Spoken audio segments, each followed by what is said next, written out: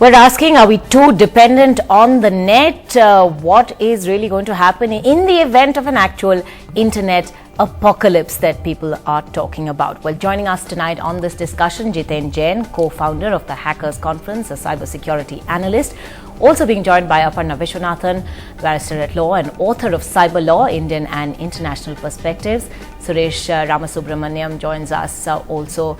He is an anti-spam and compliance architect for IBM as well as a cybersecurity expert.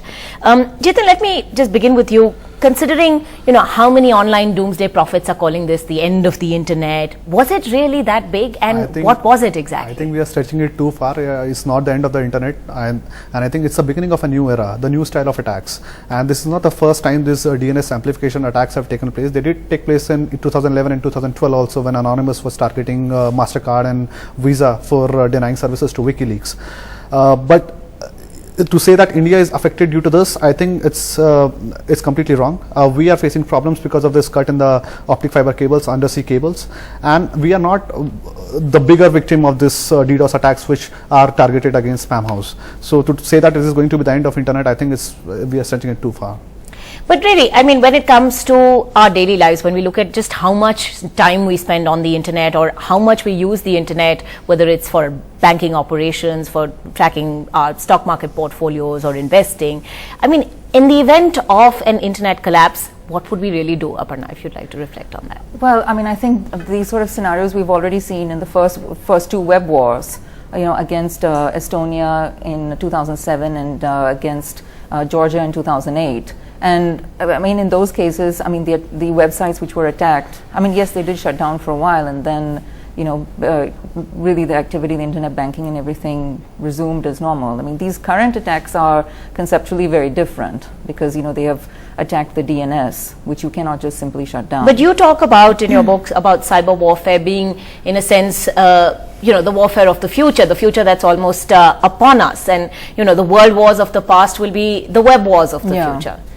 Well, definitely, and I don't think these are not web wars are not just for the future. We see the attacks that already happened on India, and which were attributed to that Chinese. These have already been occurring over the past few years. So this is really it's not the future. It's the past and the present, and it's only evolving with more technological. Now, Suresh, you have a dissenting voice on this. You think that this was in effect quite big. This could have impacted our lives quite severely. I will phrase it a little differently.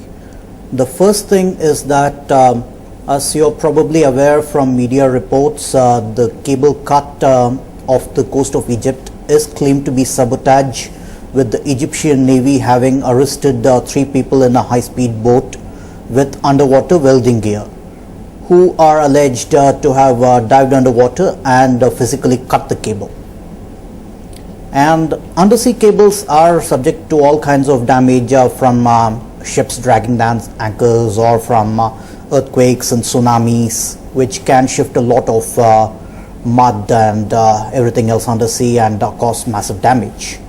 And repairing any kind of undersea cable damage is an exercise that takes several weeks to a couple of months at least, depending on where the damage is.